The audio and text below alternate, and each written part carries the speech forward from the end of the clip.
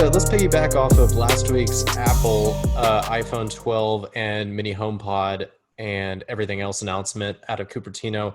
But let's talk more so about the battle for 5G. So while the iPhone 12s are 5G compatible, somebody's actually got to provide the 5G service to make them work on that, which apparently is a way easier said thing than done, especially when discussing US-based 5G networks compared to others globally. So who's your provider? Just curious right now. AT&T. So I I think know, we're in the same. same boat here. Yeah, Hmm. where we can buy a new iPhone, but we're not going to have the infrastructure to back it up for what it's really made for. Yeah. So one thing that just caught my eye and why we're even talking about this story is this is the first time that the cellular networks actually have a discernible difference between any of them. And it Yeah, largely is due to the fact that they've been preparing for this for a while now. I wish they'd prepared a little more to where they'd have a better rollout in place already set up. But the capex investments that have been undertaken by Verizon, T-Mobile, and Sprint when it was not a part of T-Mobile, and AT&T are definitely different. Verizon, we've seen, has already started up in a lot of cities and is currently blanketing the TV airwaves with advertisements touting that they are now in cities across the U.S. and they're starting to expand rurally, the word I can't say. it's the hardest word to say in I English know, language. rurally. Anyway, T-Mobile US is now the second largest because they bought Sprint and just made themselves bigger, and is now moving into a lot more cities as well. And then AT&T hasn't really commented on their network coverage, but is now just discounting, which is a rare occurrence to happen for AT&T plans, and they're running iPhone new campaigns to get people onto their unlimited data service and subsidizing their iPhone installments for up to 30 months. So, and then they also copied a bunch of old T-Mobile ads while they're doing it. So, Yeah, does this stuff just go in cycles of who's the best, who's the worst, and who's offering all these ridiculous discounts because they're trying to make up for their losses or yeah, I think a lot of it has to do with the fact that carrier switching happens the most often when there's a new phone available. And especially when there's a new phone with a new type of network available, you're yeah. even more likely to see it, and you're more likely to see people move to the network that can give them that 5G service. I'm one of the idiots that pre-ordered the iPhone 12 last week, and I get it on Friday, but I know that I'm not going to have 5G service when I turn it on, but I'm hoping to in 6 months. And if I don't in 6 months, then maybe I need to look at making the switch because it would, at that point, it's like, well, what are we doing here? Why? Why I spend $1,000 on this thing? Yeah, I mean, you're just spending $1,000 on it just to walk in the door of the Apple store, basically. Sure. Hey, I'm getting a trade-in value, so it's not that Yeah, terrible. yeah, you're due for an upgrade. You're good. Yeah, but I don't know. What do you think about just the expansion of 5G overall? Because it's something that's going to be huge going in the future. Not only, it doesn't affect, we don't care as much about Netflix download speeds. I mean, we do, but in terms of the Internet of Things and connecting the world on a scale we've never seen before, I think I'm ready to see that. You know. Sure, yeah, it provides an opportunity to just have just more and more power in the palm of your hand at all times and anywhere in the world, and just gives the opportunity for it's many technology we already have, but it just takes a lot of data and power to do, and it's just more accessible to more people that gives them an opportunity to do that, and use some of the crazy technology that people have built and established, that maybe only like few are using right now. So it just gives that opportunity for more people to use and implement into their daily lives.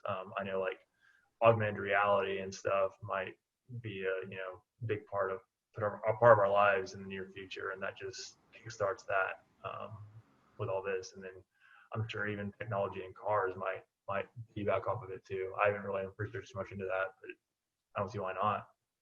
Yeah, I mean, 5G is going to be crucial for autonomous vehicles to be able to communicate with each other. That Yeah, very, that's got to be that fast, and if not even faster. That way, you don't have two Teslas and a or not a Neo, but a Rivian colliding, right. on on the interstate. But yeah, and it's augmented reality is a good AR is a good feature as well. Imagine being lost in Chicago, as one of the hosts of this has had happened to him at 3 in the morning, coming back from a delayed Wrigley Field game. We won't say who, um, but walking around downtown Chicago at 3 in the morning and not knowing where you're going because you're trying to find deep dish pizza because you've never had it before. A, not the safest thing in the world. B, would have been a lot more helpful if I could have opened Google or Apple Maps and had it show me through augmented reality. No, idiot, turn left here, and then you'll find the pizza shop Yeah, rather but you than weren't impaired or anything to where you needed some help, right? no. That's not what you're saying. No, hey, it didn't matter. A cold front blew in and dropped it 50 degrees in the middle of July, and I had to buy a $90 hoodie at Wrigley just to stay alive. So, There you go. but it back to the point of just if you are traveling, it would be helpful to have directions shown on your screen of this is where you need to walk this or go, and then like we said, talking about cars with each other. Also, just seeing the different times of if you live in a city that has a subway, knowing where that subway is, having your phone being able to communicate faster with that train and knowing when it's there and when it's leaving, because Yeah. also had issues with that where you get to the subway platform and the train's pulling away. Oh, So we didn't deal with that at all in Europe, did we? We didn't we almost miss our Prague train, did we? hey we came about not even 40 seconds close to doing just exactly that. And then Oh, that would have been a nightmare. that would next train was what, 8 hours later, and it was a 6 hour train ride.